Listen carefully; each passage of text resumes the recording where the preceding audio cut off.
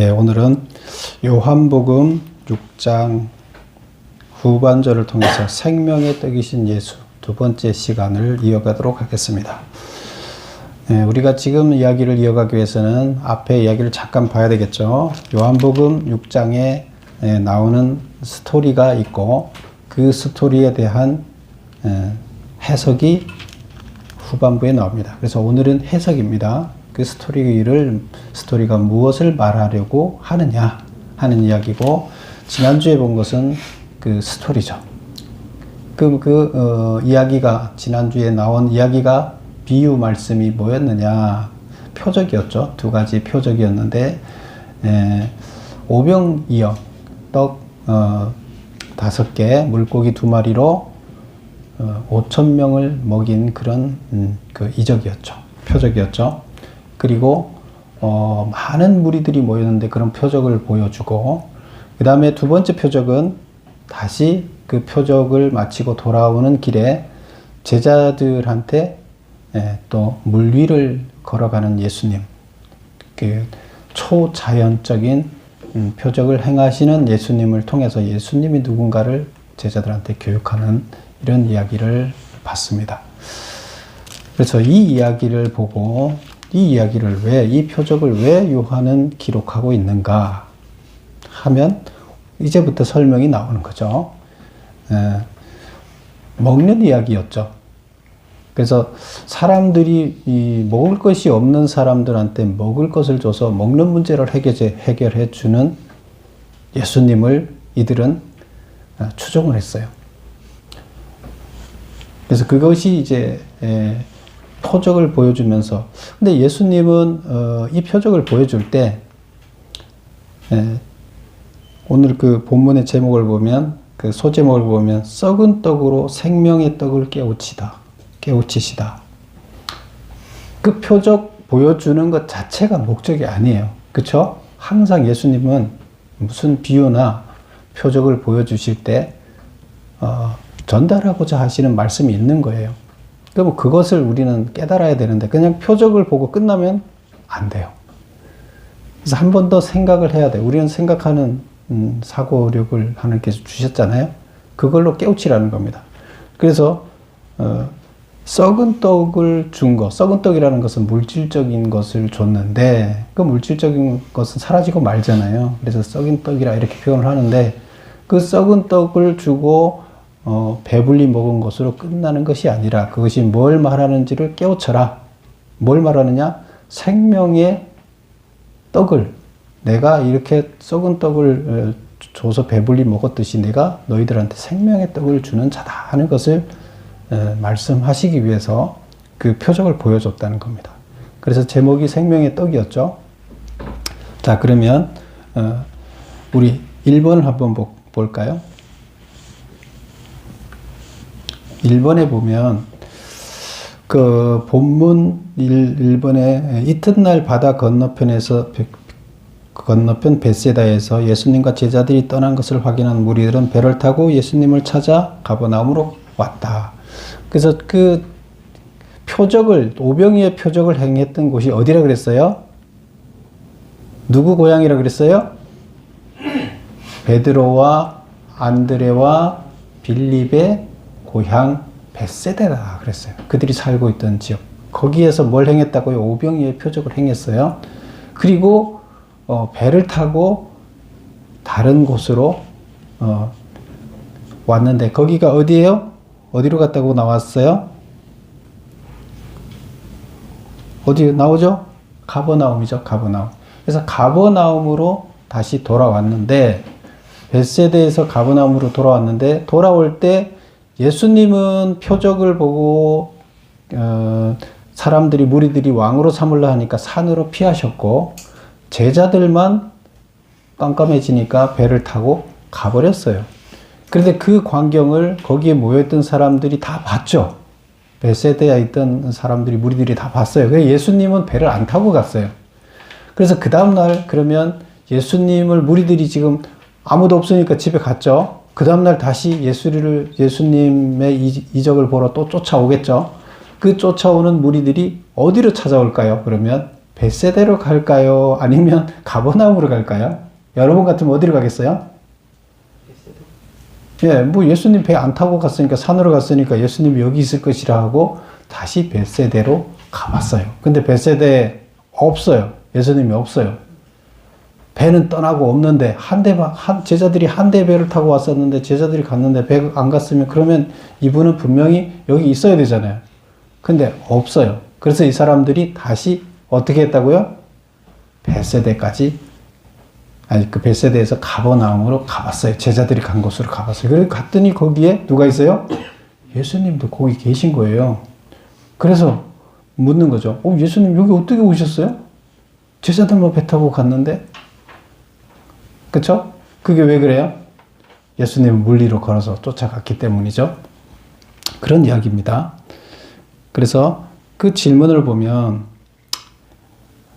예수님은 그들을 향해 너희가 나를 찾는 것은 표적을 본 까닭이 아니요 떡을 먹고 배부른 까닭이로다 하셨다. 무슨 뜻인가? 너희가 무리들이 어제 왔던 그 무리들이 다시 잔뜩 몰려온 거예요. 몰려오니까 예수님이 너희가 나를 찾아온 것은 왜 찾아왔다고요? 배부르기 위해서 찾아왔다는 거예요. 어제 배불리 먹였으니까 오늘 또 어떤 물질적인 도움, 자기들한테 이익이 되는 현실적인 도움을 줄까 하고 찾아왔다는 거예요. 그런데 그 다음 말이 뭐예요? 떡을 먹고 배부른 까닭이다. 이건 아니라는 거죠. 이것 때문에 찾아오면 안 된다. 이런 얘기를 하신 겁니다. 메모 한번 볼까요? 오병이어의 표적은 예수님이 구원을 베풀고 영원한 생명을 주시는 생명의 떡 그 자체라는 사실을 깨닫도록 하기 위한 표적이었다. 이 표적의 취지처럼 예수님을 생명을 주시는 영적인 구세주로 깨닫고 영적인 구원을 얻기 위해 찾았다면 표적을 보고 찾은 것이 된다. 표적을 보고 찾았다는 것은 표적의 의미를 제대로 알고 그 예수님이 표적을 통해서 전달하고자 하는 뜻을 알고 그 뜻을 얻기 위해서 찾았다 이런 뜻이 되겠는 거예요. 그런데 지금 예수님은 질책을 하면서 너희들이 표적을 보고 온 것이 아니라고 지금 그러는 거예요. 표적이 무슨 의미인지를 깨닫지 못하고 내가 전달하려고 하는 말은 깨닫지 못하고 엉뚱한 것 때문에 오는데 그 엉뚱한 게 뭐예요? 현실적인 필요. 빵을 주는 것. 그것 때문에 지금 찾아왔다는 거예요.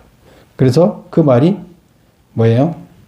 배부른 까닭이다. 하지만 불행하게도 무리들은 예수님을 현실에 당면한 문제인 배고픈 문제를 해결하고 로마의 지배를 청산할 물질계의 문제, 즉 물질적인 문제를 해결받기 위해 찾았기 때문에 배부른 까닭에 찾아왔다고 질책하고 있는 것이다. 우리가 신앙생활을 할 때 하나님을 찾아 나올 때 왜 찾아 나와야 되는 거예요? 현재 당면한 문제, 현재 나한테 당면한 문제를 해결하기 위해서 찾아 나왔다. 그게 신을 믿는 목적이면 당면한 문제가 해결되고 나면 어떻게 될까요? 신이 필요해요, 안 필요해요? 안 필요해요. 근데 하나님은 그런 문제는 사소한 것이라는 거예요.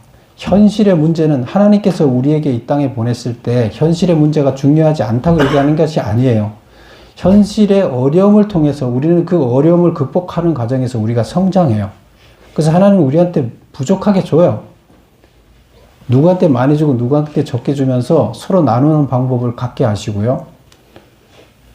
항상 우리가 보면 뭔가가 문제가 있게 만들어요. 그 문제를 해결하는 과정에서 우리는 어떻게 돼요? 성장하는 거예요. 하나님께서는 우리한테 항상 성장하도록 하기 위해서는 배부르고 아무 문제가 없게 만들어 놓지 않습니다. 그리고 우리는 성장하지 않아요. 배부른 돼지가 되고 말아요. 하나님은 우리의 자녀를 이 땅에 훈련 보내서 하나님의 미치는 하나님과 비슷해지는 인격자로 성장하기를 바라는데 그런 인격이 그냥 아무 걱정 없이 배부른 곳에서 나타날 수 있어요? 소크라테스가 왜 소크라테스가 됐어요? 못된 마누라 때문에 됐다면서요. 못된 마누라를 만난 건 축복인 줄 알아라. 못된 남편을 만난 것도 축복인 줄 알아라. 자기를 성장하는 하나의 과정이다. 예, 여기서 예수님은 항상 우리에게 이런 어려움이 있을 것을 말씀하고 계십니다. 그래서 여기 보면 물질적인 문제를 해결받기 위해서 오지 말고 영적인 구원, 근본적인 구원이 하나님을 찾는, 신을 찾는 목적이어야 된다. 이렇게 얘기를 하고 있습니다. 어려운 현실적인 문제는 신이 주는 축복이에요. 나를 성장시키게 하는데 그것만을 해결하기 위해서 신을 찾는 것은 신이 받아줄까요? 안 받아줄까요? 스스로 해결하는 과정에서 성장하도록 하기 위한 것인데 꼭 필요할 때는 해결해줘요? 안 해결해줘요? 해결해줘요. 근데 스스로 해결을 하도록 안 놔두고 다 해결해주면 아무 성장이 안 되기 때문에 스스로 해결하게 만들어서 응답 안 해요. 기도해도 들은 채 많지 하고 놔둬요. 왜? 네 스스로 성장해야 되기 때문에요. 그런데 꼭 필요한 것들은 들어 응답하시죠. 자녀인데. 그래서 영적인 문제를 가지고 기도하고 영적인 문제를 가지고 하나님을 찾아야지, 그게 아니라 현실적인 문제만 갖고 찾으면 그건 기복신앙이 되는 것이고 결국 이단을 찾게 되는 거고 미신을 찾게 되는 것이고 그러다 보면 다른 것으로 우리가 가게 된다. 그래서 궁극적인 것을 우리가 바라보고 가야 된다. 이런 얘기가 돼요. 이게 생명의 떡이에요. 세상의 것에만 가면 그런 썩어질 것에 대한 썩을 떡이에요.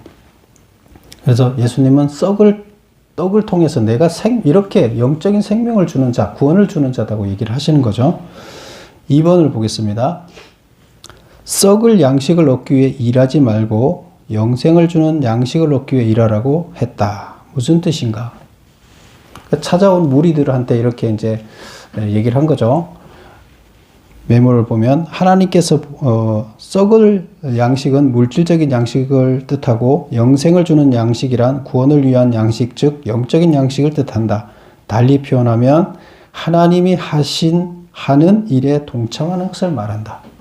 하나님의 거대한 하나님 나라를 만들어가는 것. 하나님 나라를 만드는 것은 하나님 나라가 어떤 나라예요? 공의와 정의가 실현된 나라. 가장 어려운 자와 가장 부유한 자들이 다 똑같이 행복을 누리는 그런 공동체. 이것이 하나님 나라예요. 하나님 나라는 우선은 어디에 실현되어야 돼요? 현실에 실현되어야 돼요? 영적인 곳에 실현되어야 돼요? 어디에 실현되어야 돼요? 하나님 나라는 통치의 개념이라 그랬죠.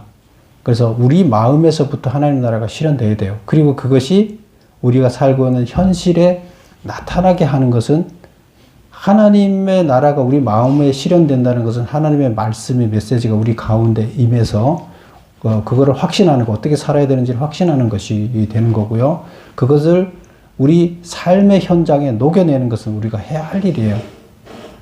그래서 하나님 나라가 우리 마음속에 실현이 되고 우리의 삶의 현장에 실현될 때 하나님께서 그는 우리를 보고 우리가 어떻게 살았는가를 평가하고 우리를 귀한 자냐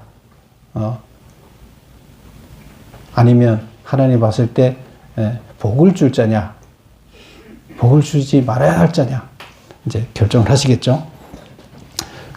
3번 보겠습니다. 어떻게 하여야 하나님의 일에 동참할 수 있습니까? 라는 질문에 대한 대답은, 그래서 썩을 것을 위해서 일하지 말고 영원한 것을 위해서 일하라. 근데 그것이 곧 나를 위해서 일하는 것이다. 나를 위해서 일하는 것이 하나님 나라를 실현하는 거잖아요. 그러면 이제 제자들이 무리들이 묻는 거죠. 그럼 어떻게 하는 것이 하나님의 일을 하는 겁니까? 지금 그들이 하나님의 일을 하는 것은 그 시기마다 틀리죠. 하나님의 일을 하는 것은 그때마다 어떤 것이 하나님의 일인지 틀린데, 여기 보면 이렇게 얘기를 합니다. 하나님께서 보내신 일을 믿는 것이 하나님의 일이다. 그렇죠? 하나님이 지금 보내서 하나님의 메시지를 전해서 이들이 어떻게 살아야 되는지 가르치려고 왔는데, 그 하나님이 보낸 하나님의 아들 예수님을 믿지 않으면 아무것도 일도 일어나지 않죠. 그래서 여기서는 하나님께서 보내신 이 예수를 믿는 것이 하나님의 일이다. 예수를 영접하여 믿는 것이 바로 영생을 얻는 유일한 길이라는 것이다. 하나님은 모든 사람들을 다 하나님 나라의 구성원으로 만들고 그들이 다 복되게 살게 하는 거예요. 그게 구원받게 하는 거예요. 하나님 나라에 속한 자들은 다 행복해요. 하나님 나라에 속한 자로 다 만들겠다는 거예요. 4번, 예수님이 자신을 믿는 것이 하나님의 일이라고 선언했을 때 군중들은 자신들이 믿을 수 있도록 표적을 보여달라고 요구했다.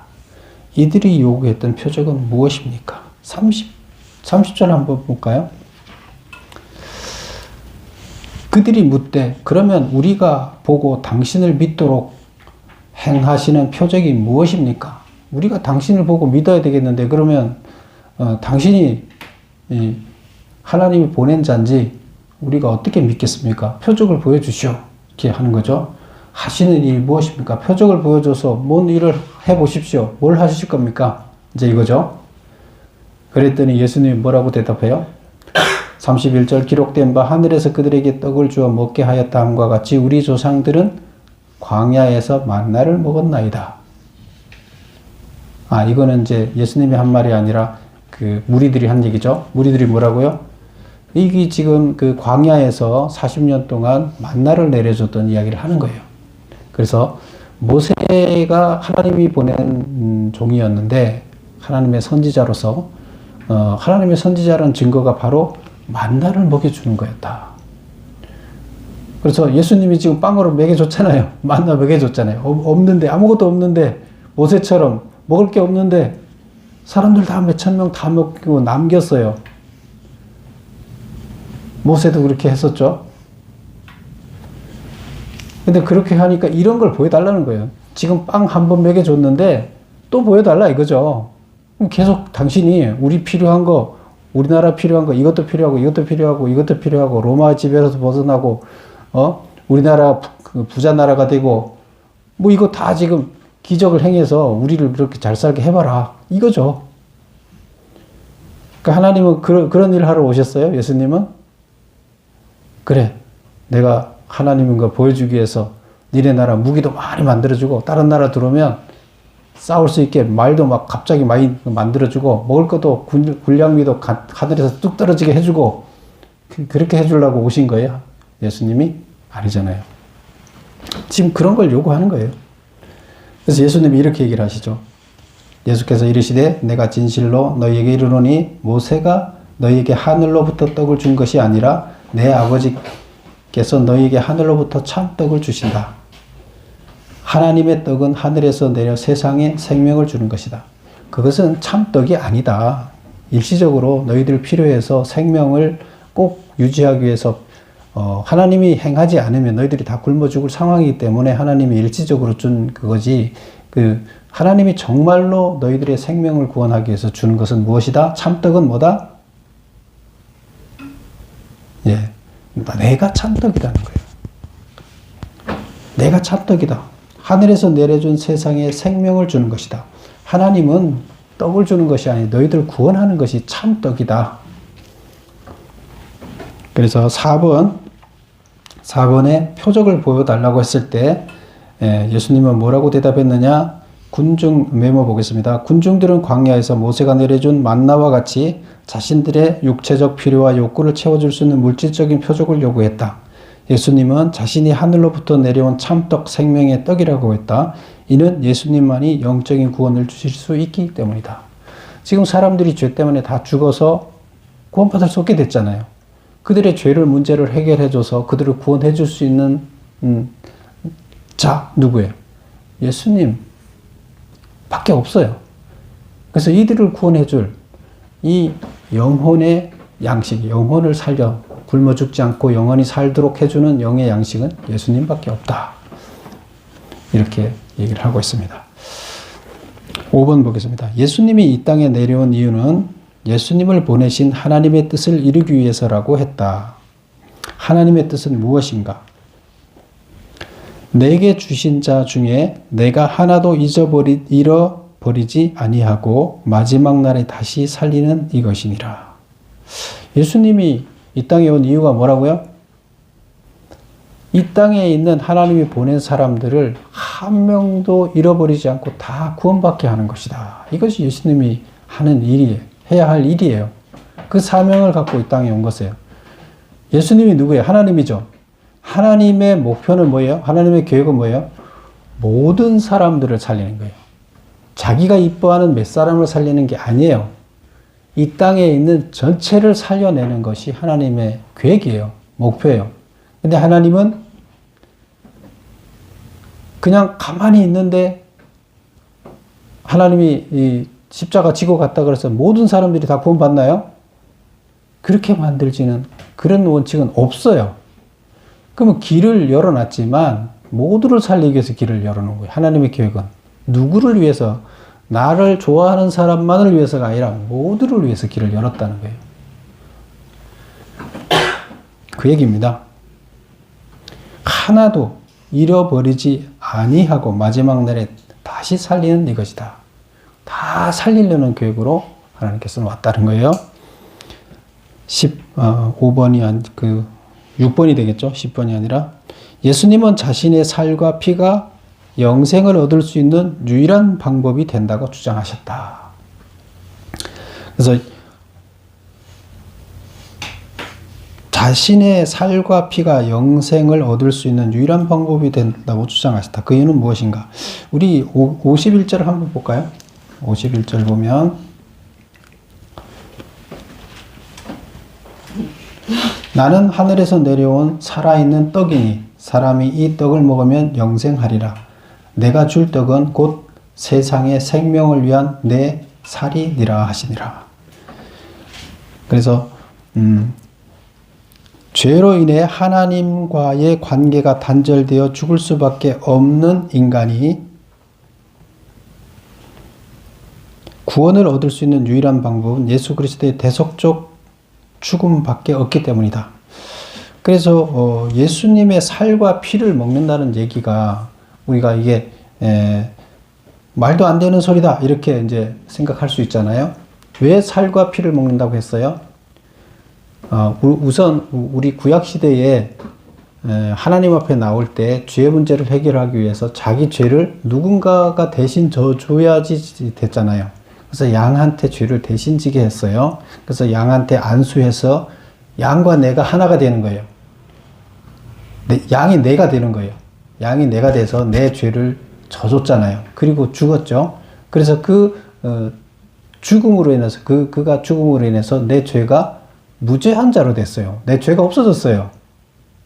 근데 지금 예수님이 그때 그 양을 우리가 양과 하나가 되기 위해서는 어떻게 했어요? 양을 잡아서 유월절 날 양을 잡아서 내가 다 먹었어야 돼요. 그 먹을 때 아주 거룩하게 먹으라 그랬어요. 그렇죠? 왜? 일체예요. 양과 내가 일체예요. 내 죄가 양한테 가려면 양과 내가 일체가 돼야 되기 때문에 양을 먹었어요. 그리고 양의 피를 발랐어요. 이걸 해야만 양과 내가 일체가 되고 내 죄가 양한테 가는 거예요. 그리고 양이 죄를 지고 결국에 죽었기 때문에 내가 살잖아요. 죄 문제를 양들이 했는데 일체가 되기 위한 행위는 먹는 거예요. 그의 살과 피를 먹는 거예요. 그게 일체예요. 죄 문제가 양이 내 죄를 가져가기 위해서는 일체가 돼야 돼요. 그러면 지금 우리가 예수님의 6월절의 마지막 6월절 행사에 양을 잡아드리지 않고 예수님이 6월절 행사에 다 엎어버리고 거기에 자기가 십자가에 달 양으로 올라가신 거잖아요.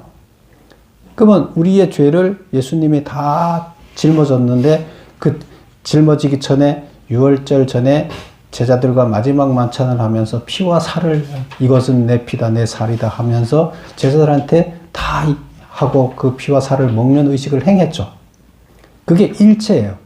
무슨 일체? 내 죄를 예수님이 지게 하는 일체예요. 그래서 피와 살을 먹으라는 게 바로 이것이고 오늘날 우리는 이것을 예수님의 피와 살을 먹는 것을 성만찬 의식으로 행하고 있는 겁니다. 그렇죠? 그래서 이것을 일체가 됐을 때, 연합이 됐을 때, 나와 예수님이 연합이 됐을 때 내 죄가 예수님한테 가는 거예요. 근데 이 작업을 해야 돼, 말아야 돼요? 해야 돼요. 하려면 예수님이 내 죄를 지고 간다는 확신이 있어야 되는 거예요. 그 확신도 없이 그냥 하면 아무 의미가 없어요. 내 마음, 예수님이 내 죄를 대신 지고 가는 것에 대한 확신이 있고, 그리고 확신이 있기 때문에 그 양을 잡아서 먹는 거잖아요. 그래서 연합해서 일체가 됐을 때 죄 문제가 해결되는데, 바로 예수님이 그 양이 돼서 우리가 예수님의 살과 피를 먹었을 때 죄 문제가 해결된다. 그래서 10번의 메모를 다시 보면, 죄로 인해 하나님과 관계가 단절되어 죽을 수밖에 없는 인간이 구원을 얻을 수 있는 유일한 방법은 그리스도의 대속적 죽음밖에 없기 때문에 우리가 뭘 해야 된다? 피와 살을 먹어야 된다. 그래서 여기까지가 이제 예수님이 결국에 우리를 죄의 문제를 해결하고 구원으로 이끄는 떡이다. 예수님을 우리가 먹어야 된다. 예수님의 살을 먹어야 된다. 예수님이 떡이에요, 우리 떡. 우리가 먹었을 때 우리가 구원을 받는 거예요. 죄의 문제 해결되고 구원받는 거예요. 그래서 예수님이 생명의 떡이에요. 육체의 떡이 얘기하려고 하는 것이 아니라, 육체의 떡을 예를 들어서 이것을 가지고 생명의 떡을 먹으라고 지금 예수님의 살과 피를 먹어서 우리가 죄의 문제를 해결하라고 얘기를 하는 거예요. 그래서 구원받으라고 얘기를 하는 거예요. 근데 이걸 알아들어요, 못 알아들어요? 사람들이 못 알아들어요. 저 사람이 미쳤나 보다. 뭐 왜 피와 살을 먹으라, 왜 우리가 예수님 피와 살을 먹으라 그러느냐. 저 사람 미쳤어.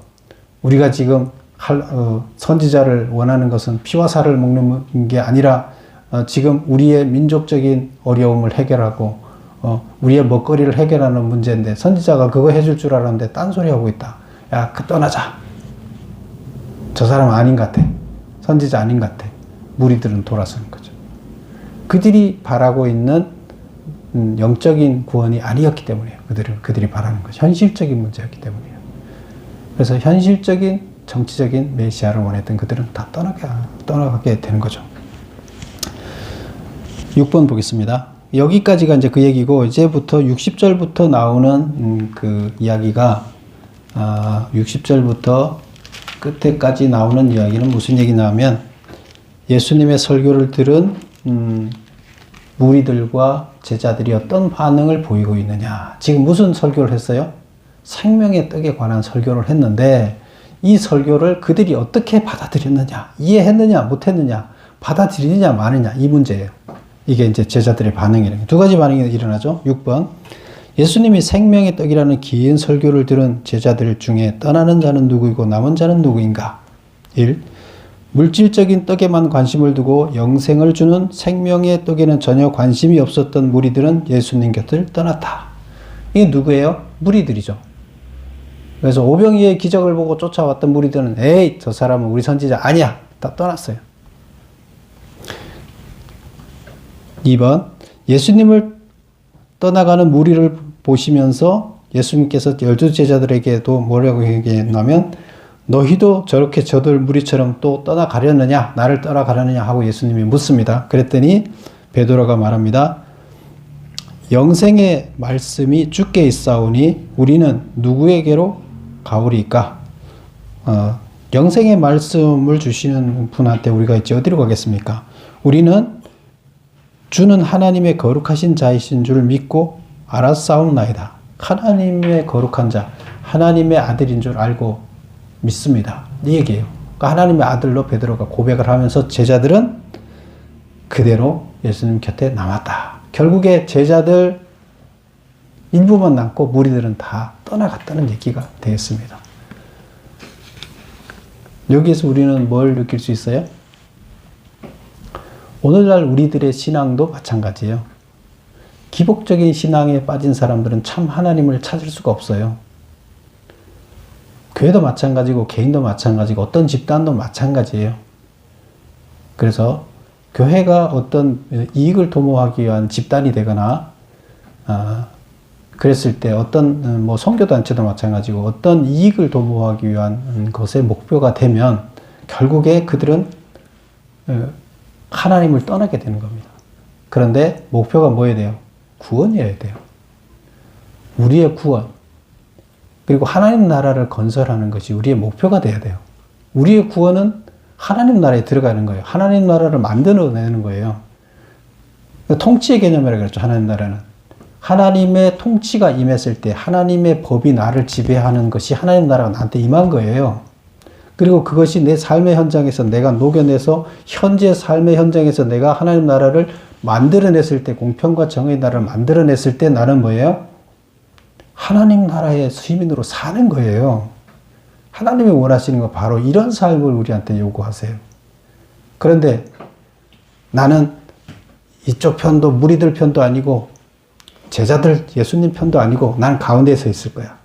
피해 안 보기 위해서. 이런 자는 가장 어리석은 자예요. 그렇죠? 또 무리들 쫓아가는 사람들은 어리석은 자죠. 그들도 그런 길을 잘못 들은 거죠. 잘못 방향을 찾은 거죠.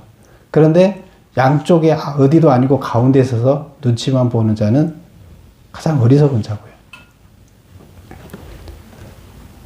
오늘날 우리나라의 현실의 문제도 마찬가지입니다. 우리 역사를 잠깐 보면, 잠깐만 짧게 내가 언급을 할게요. 우리가 그 조선시대 말에 우리나라가 망했을 때 일본이 우리를 침탈해 들어와서 우리나라를 지배했죠. 그때 결국에 지도자들이 문제였잖아요. 동학혁명으로 온 나라가 뒤집혀져서 지도자들을 몰아내려고 하니까 자기들이 계속 살아남기 위해서 이권을 유지하기 위해서 외국 나라들을 다 끌어들여서 군대들을 끌어들여서 나라를 쑥대밭으로 만들었어요. 전쟁터로 만들어버리고 국민들을 다 죽이고 결국에 일본의 지배를 받게 만들었어요. 이 얼마나 어리석어요. 국민들이 옳았어요? 지도자들이 옳았어요? 국민들이 옳았어요. 그때 국민들이 성공했으면 일본의 지배를 받지 않아도 됐었어요. 현재 오늘날 문제도 똑같습니다. 현재 우리가 탄핵이 집행됐지만 현재 실제적으로 이 탄핵 국민들이 100만이라는 국민들이 가서 국회를 지켰기 때문에 가능했지. 안 그랬으면 지금 전쟁 났어요. 이미 북한이 이쪽에 관여할까봐 중국 군대는 연변에 다 집결해 있었고요. 미국에는 언제 버튼을 누를까 다 준비가 다 끝나 있었어요. 그 정보가 속속 다 들어왔어요. 그런데 우리 백성들이 그것을 안 막았다면 어떻게 됐을까요? 여긴 전쟁터가 됐어요. 이미. 누가 옳은 자예요? 눈치만 보고 가만히 있는 자들이 나라를 지키는 거예요? 하나님의 뜻을 실현하는 거예요? 저는 이 기독교 단체들의 그 지도층에 있는 사람들이 교리를 따지면서 어느 게 옳고 그른지를 얘기 안 하고 눈치만 보고 중립을 지켜야 된다고 하는 이런 멍청한 지도자들을 저는 비난합니다. 그것은 하나님의 뜻이 아니에요. 그러나 천주교사들이 전부 다 들고 일어나서 성명을 발표하고 옳고 그른 것을 얘기를 할 때 그것은 저는 보면서 본받아야 된다고 생각합니다. 우리는 그런 사람들에 의해서 지켜진 곳에서 우리가 살 때 우리는 그들한테 고마움을 가져야 되고 우리가 참여하지 못한 것에 대해서 죄의식을 가져야 됩니다. 왜? 그들이 만들어 놓은 땅에서 우리가 평화를 누리기 때문이에요. 빚진 거예요. 그래서 우리는 하나님께서 원하시는 것이 뭔지 성경을 통해서 보고 현실의 삶에 그것을 녹여내지 못하면 우리는 하나님 나라의 백성으로 살아내지 못하는 겁니다. 그래서 우리는 하나님의 뜻을 온전히 파악하고 하나님 나라의 삶을 살아내는 우리가 되기를 다 축원합니다. 기도드리겠습니다.